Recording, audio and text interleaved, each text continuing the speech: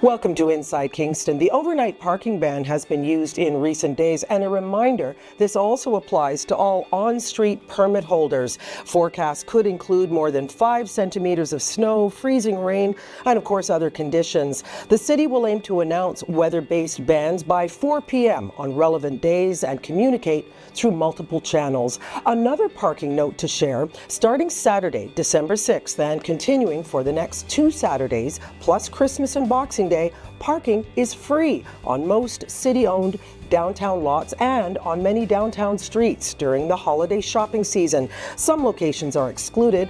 For full details, check the Downtown BIA website. And checking council, the latest meeting Tuesday night, city staff have been asked by councillors to study the feasibility of using community bonds to assist with affordable housing investment in Kingston, an exercise that will involve consultation with investors and community groups. Details on the council page, cityofkingston.ca. Still with City Council, your input on a short survey will help guide recommendations for the next term of council.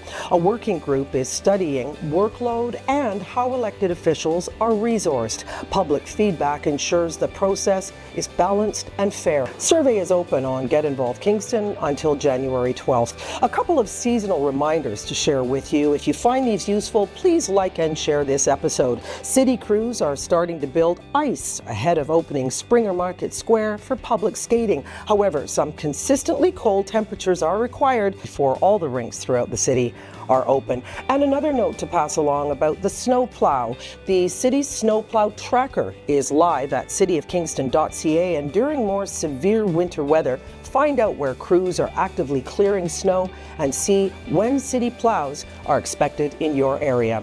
I'm JC Kenny. See you next week.